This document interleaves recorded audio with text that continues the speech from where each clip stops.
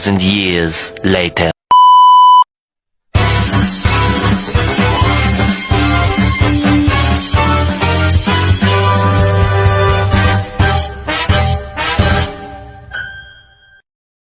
Assalamualaikum warahmatullahi wabarakatuh. Perkenalkan, nama saya Jihan Fazira Azahra dengan NIM A11125301154. Saya dari kelas D, Prodi Pendidikan Bahasa dan Sastra Indonesia. Saya di sini ingin memenuhi tugas mata kuliah berbicara dan pembelajarannya yang diampu oleh Ibu Fadilah SPD MPD. Assalamualaikum warahmatullahi wabarakatuh. Waalaikumsalam warahmatullahi wabarakatuh. Baik, di sini saya akan berikan sedikit pengertian keterampilan berbicara. Keterampilan berbicara dalam kehidupan sehari-hari maupun dunia pendidikan. Berbicara adalah kemampuan untuk mengungkapkan pikiran, perasaan, dan gagasan seseorang melalui bunyi atau kata-kata agar dapat dipahami oleh orang lain. Berbicara merupakan proses komunikasi verbal yang bersifat interaktif, membutuhkan setidaknya 2 orang dan menggunakan bahasa sebagai alat penyampaian. Dalam berbicara, seseorang tidak hanya melafalkan kata tetapi juga mengekspresikan ide secara jelas, singkat, dan teratur. Agar pesan dapat diterima dengan baik oleh pendengar, keterampilan berbicara sangat penting karena membantu kita berkomunikasi efektif dan membangun hubungan sosial dengan orang lain. Keterampilan berbicara adalah salah satu kemampuan dasar yang sangat penting dalam kehidupan sehari-hari dan dunia pendidikan.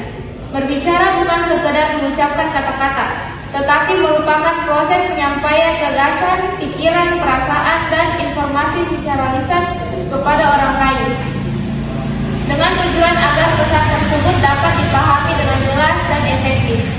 Keterampilan ini mencakup kemampuan menggunakan bahasa secara tepat, jelas, teratur, serta menyesuaikan gaya berbicara dengan situasi yang audiens, sehingga komunikasi berjalan lancar dan bermakna. Dalam kehidupan sehari-hari, keterampilan berbicara sangat vital karena komunikasi adalah kunci utama dalam membangun hubungan sosial dan menjalin interaksi antar individu. Melalui berbicara, seseorang dapat mengekspresikan ide, kebutuhan, serta emosi, sehingga dapat membentuk pemahaman bersama dan menghindari kesalahpahaman.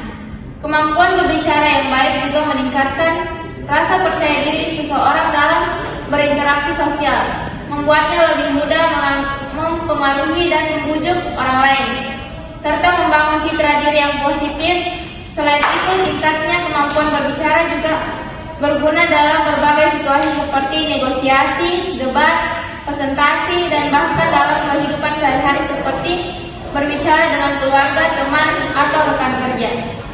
Dalam konteks pendidikan, keterampilan berbicara menjadi salah satu aspek penting yang harus dikembangkan oleh siswa dan guru. Bagi siswa, keterampilan ini memungkinkan mereka untuk aktif berpartisipasi dalam proses pembelajaran, mengungkapkan pendapat, bertanya, dan berdiskusi secara efektif. Hal ini tidak hanya meningkatkan kemampuan akademik, tetapi juga membentuk karakter dan kepribadian yang percaya diri. Bagi guru, keterampilan berbicara yang baik sangat penting untuk menyampaikan materi pelajaran dengan cara yang menarik, jelas, dan mudah dipahami oleh siswa. Keterampilan ini juga membantu guru untuk membangun interaksi yang komunikatif dan mendukung suasana belajar yang kondusif. Lebih lanjut, dalam era globalisasi dan teknologi informasi yang semakin maju, keterampilan berbicara menjadi model yang penting untuk menyesuaikan diri dengan perubahan dan tuntutan dunia kerja yang menuntut kemampuan komunikasi yang baik secara tatap muka maupun melalui media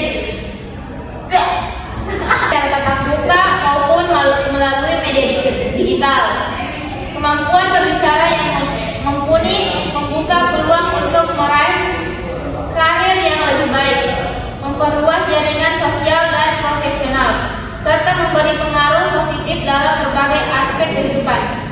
Secara keseluruhan, keterampilan berbicara adalah fondasi utama dalam komunikasi efektif yang sangat menentukan keberhasilan secara dalam kehidupan sosial maupun pendidikan. Oleh karena itu, keterampilan ini perlu perlu diasah secara terus-menerus melalui latihan pembelajaran dan pengalaman nyata agar seseorang dapat berbicara dengan percaya diri, jelas, dan persuasif dalam berbagai konteks kehidupan.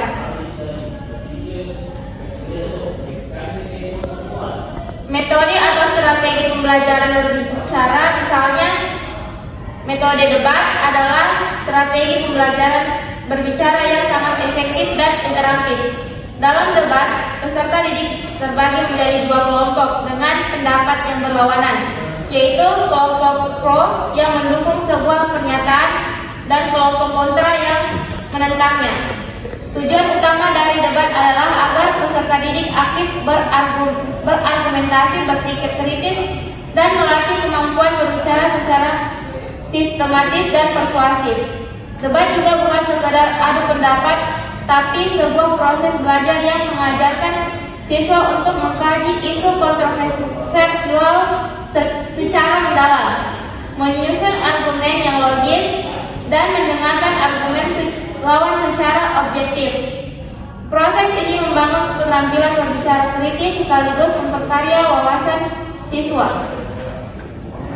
Biasanya langkah-langkah pembelajaran dengan metode debat meliputi: pertama, menyusun pertanyaan atau